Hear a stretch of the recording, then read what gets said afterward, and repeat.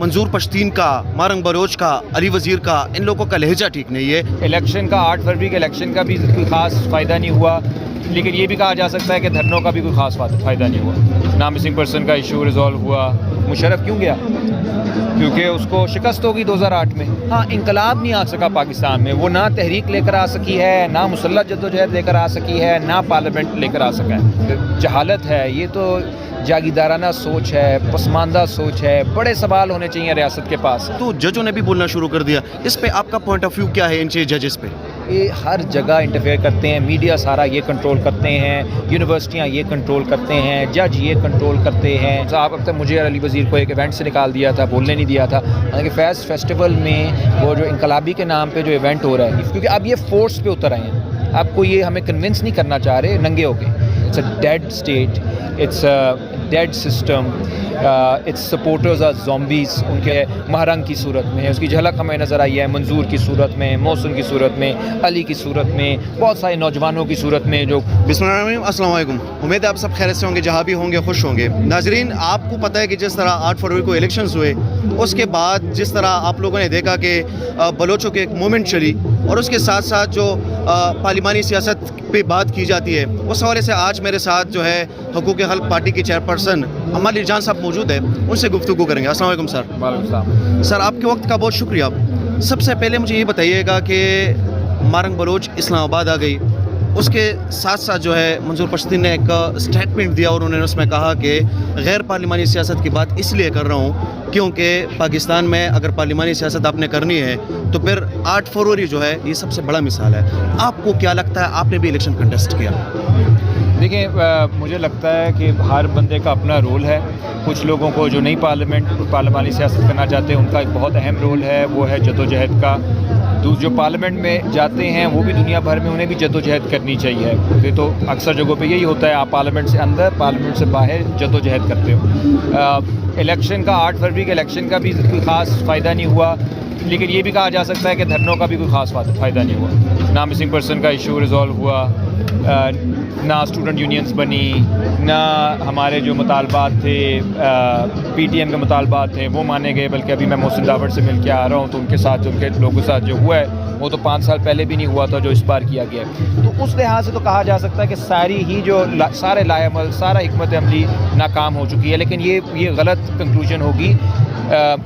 फ़र्क पड़ा है, लोग का पार्लियामेंट में जाने से भी फ़र्क पड़ा है, लोग का धरना देने से भी फ़र्क पड़ा है, लोग का लॉन्ग मार्चेस निकालने से भी फ़र्क पड़ा है। ये मुख्तलिफ बैटल फील्ड्स हैं जिनके ऊपर आपको जंग लड़नी पड़ती है सिस्टम के ख़िलाफ़। ये कोई एक नहीं होता कि जो धरने दे रहा है सिर्फ वही सही है, जो जलसे कर रहा है सिर्फ वही सही है, जो इलेक्शन में जा रहा है सिर्फ वही सही है, जो नज़रियाती काम कर रहा है सिर्फ वही सही है। क्योंकि कुछ लोग ऐसे भी हैं जो डायरेक्टली इन्वॉल्व नहीं होते, वो किताबें लिख के एक रोल प्ले करते हैं, उनका भी बड़ा अहम रोल है। तो ये एक मल्टी फैसेटेड होती है लड़ाई। कोई भी जो इनकलाबी जद्दोजहद है उसको अगर सिंगुलर पॉइंट ऑफ व्यू से देखा जाएगा तो फिर हम बहुत उसके जो पहलू हैं उसको मिस आउट कर देंगे। सर, आप कह रहे हैं कि पार्लिमानी सियासत से भी तब्दीली आ सकती है। अगर पार्लिमानी सियासत से तब्दीली आ सकती है वो तो आपकी बात जो है वो बजा है, लेकिन उसके साथ साथ जो है यहाँ पर पार्लिमानी सियासत में आप जब जाते हैं तो इलेक्शन जिस तरह 8 फरवरी को हुए, हर दफ़ा 47 से लेकर अभी तक जितने भी इलेक्शंस हुए हैं, हर इलेक्शन में आपको इस तरह की मिसालें मिलती है। तो फिर आप अगर अपनी जद्दोजहद भी कर रहे हैं तो उसका तो कोई रिजल्ट ही नहीं मिल रहा। नहीं, वो फिर देखें, मैं वही आपको बात कह रहा हूँ कि वो तो दूसरी चीज़ के बारे में भी किया जा सकता है। जद्दोजहद तो लोगों ने जेल में जाके भी की है, फांसियाँ भी लोगों ने कबूल की हैं, यहाँ पे गोलियाँ भी खाई हैं, उसका भी कोई नतीजा नहीं निकला। मतलब कहने का होता है अगर ये, लेकिन ये तरीक़ेकार गलत होगा ना इस तरह सोचना। उन्होंने ज़ाहिर है जिन्होंने जो फांसियों पर चढ़े हैं अपने नज़रियात के लिए, उनकी वजह से रियासत आज डरती है आवाम से। जो पार्लियामेंट में गई हैं प्रोग्रेसिव पार्टियां, प्रोग्रेसिव मेंबरान, उसकी वजह से इस्टेब्लिशमेंट कई बार पीछे हुई है। उनकी जो मुकम्मल गिरफ्त नहीं आया। मुशर्रफ क्यों गया? क्योंकि उसको शिकस्त होगी 2008 में। वो जिस पार्टी को आगे लाना चाहता नहीं ला सका, उसमें लोग शहीद भी हुए, मारे भी गए, सब कुछ हुआ, बीबी शहीद हुई, तो वो एक पुश बैक था। हाँ, इंकलाब नहीं आ सका पाकिस्तान में, वो ना तहरीक लेकर आ सकी है, ना मुसल्लह जद्दोजहद लेकर आ सकी है, ना पार्लियामेंट लेकर आ सका है। कोई भी रास्ता अभी तक से उसका तयन नहीं हो सका पाकिस्तान में, क्योंकि इंकलाब आया ही नहीं, कोई भी नहीं लेकर आया। तो ये कहना कि पार्लियामेंट वाले कम इनकलाबी थे और दूसरे वाले ज़्यादा थे, वो गलत होगा। क्योंकि अक्सर जो इनकलाबी हैं वो पार्लियामेंट में भी गए हैं या पार्लियामेंट में जाने की उन्होंने कोशिश की है। پھر پارلیمنٹ میں بہت سارے ایسے لوگ ہیں جن کی پوری جو نسلیں ہیں انہیں قتل کر دیا گیا، ان کو مارا گیا، ٹارچر کیا گیا. تو یہ میرا خیال یہ جو تقسیم ہے، مجھے اس تقسیم کی کوئی نظریاتی کوئی سمجھ نہیں آتی کہ یہ کس بنیاد پہ ہے، کیونکہ اگر آپ اس تقسیم کے ساتھ چلو گے تو پھر اینڈ میں آپ مفلوج ہو جاؤ گے، کیونکہ آپ کہو گے کہ جو کچھ بھی یہاں ٹرائی کیا گیا ہے وہ ناکام ہوا ہے. اس کو چھوڑ کے یہ دیکھنا چاہیے کہ کس کس محاذ پہ کس کس ساتھی نے کیا رول ادا کیا ہے. ہاں اگر وہ ایک محاذ پہ لڑ رہا ہے، مثال کوئی جدوجہد اس نے کہا ہے کہ میں نے لانگ مارچ کرنا ہے، میں نے دھرنے دینے ہیں، کوئی کہہ رہا ہے میں نے مسلح جدوجہد کرنی ہے، کوئی کہہ رہا ہے میں نے جرنلزم اچھی کرنی ہے، انقلابی جرنلزم کرنی ہے، کوئی کہہ رہا ہے میں نے پروفیسری انقلابی انداز میں کرنی ہے، کوئی کہہ رہا ہے میں وکالت جس طرح لطیف لالہ کرتے تھے انقلابی انداز میں کرنی ہے، کوئی کہہ رہا ہے میں پارلیمنٹ میں جا کے انقلابی کام کرنا ہے. اس کو اس کے معیار کے مطابق جج کیا جائے کہ کیا اس نے اپنا جو تاریخی ذمہ داری تھی وہ نبھائی کہ نہیں. یہ ہونا چاہیے. ڈاکٹر صاحب مقتدر حلقے جو ہے یا بشمول عمران خان جب وہ 2018 میں آئے ان کے بعد وہ سارے لوگ کہہ رہے ہیں کہ منظور پشتین کا، مارنگ بلوچ کا، علی وزیر کا، ان لوگوں کا لہجہ ٹھیک نہیں ہے. اس پہ آپ کا کیا پوائنٹ آف ویو ہے؟ یہ تو یہ جاگیردارانہ ریاستیں ایسا کرتی ہیں کہ جن کی سوچ بہت چھوٹی ہوتی ہے. مطلب دنیا اس وقت دیکھ رہی ہے کہ جی آرٹیفیشل انٹیلیجنس کی بحث ہو رہی ہے، ڈیٹا سائنس کی بحث ہو رہی ہے، چاند سے آگے مریخ پہ جانے کی بحث ہو رہی ہے، مریخ کو ایکسپلور کرنے کی بحث ہو رہی ہے، منرل ریسورسز کی. یہاں پہ ہماری جو ریاست ہے وہ کہہ رہی ہے فیس بک پہ جو آپ لکھ رہے ہو، فیس بک لائیو کر رہے ہو، اس کا لہجہ اچھا نہیں ہے تو میں فیس بک بند کر دوں گا، میں ٹویٹر بند کر دوں گا، ٹک ٹاک. مطلب یہ تو جہالت ہے، یہ تو جاگیردارانہ سوچ ہے، پسماندہ سوچ ہے. بڑے سوال ہونے چاہیے ریاست کے پاس.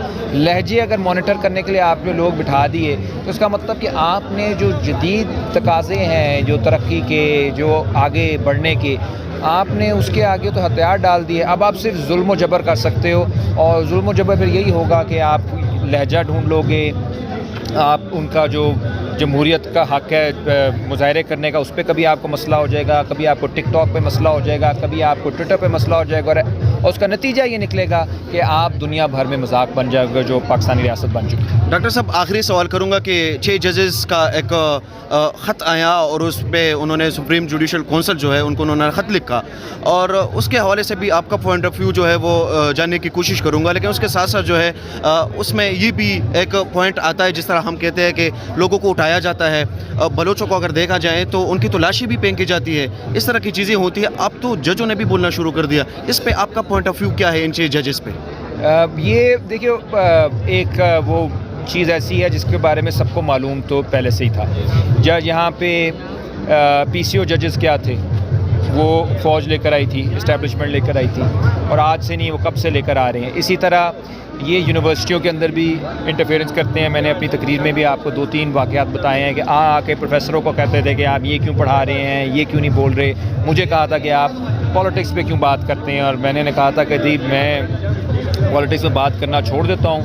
مسئلہ صرف یہ ہے کہ میں پولیٹیکل سائنس کا پروفیسر ہوں، تو اگر آپ کوئی راستہ دیکھ لیتے ہیں تو ہم دونوں جو ہیں ہمیں نوبل پرائز مل جائے گا، کیونکہ پالیٹکس کے بغیر پولیٹیکل سائنس پڑھا لیا. تو یہ ہر جگہ انٹرفیئر کرتے ہیں، میڈیا سارا یہ کنٹرول کرتے ہیں، یونیورسٹیاں یہ کنٹرول کرتے ہیں، جج یہ کنٹرول کرتے ہیں.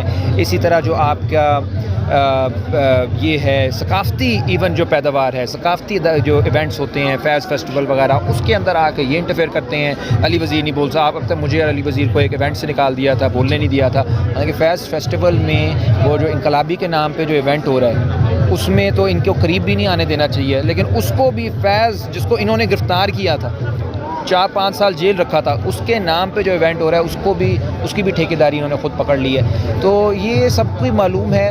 اصل بات یہ ہے کہ کیا متبادل ہم بنا پائیں گے کہ نہیں کوئی ایسی، کیونکہ اب یہ فورس پہ اتر آئے ہیں. آپ کو یہ ہمیں کنونس نہیں کرنا چاہ رہے ننگے ہو کے.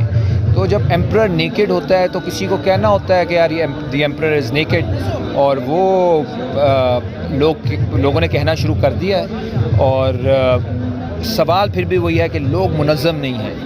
اگر ہم منظم ہو جائیں تو پھر اس وقت جو ہے یہ ایک ایسی ریاست ہے جو اندرونی طور پہ مردہ ہو چکی ہے. It's a dead state. It's dead system, it's supporters are zombies, ان کے اندر کوئی زندگی نہیں ہے, کوئی یہ موت کی علامت ہے. زندگی کی علامت اب تک معاشرے میں نہیں آ سکی صحیح معنوں میں. اس کی جھلک ہمیں نظر آئی ہے مہرنگ کی صورت میں, اس کی جھلک ہمیں نظر آئی ہے منظور کی صورت میں, محسن کی صورت میں, علی کی صورت میں, بہت سارے نوجوانوں کی صورت میں جو کھل کے بول رہے ہیں. لیکن وہ بڑے لیول پہ کیسے ایک ہوگا سارا معاملہ, وہ ابھی سوال ہے, سیاسی سوال ہے. سر آپ کے وقت کا بہت شکریہ. ناظرین انشاءاللہ نیکسٹ ایپیسوڈ میں دوبارہ ملاقات ہوتی ہے. بہت شکریہ.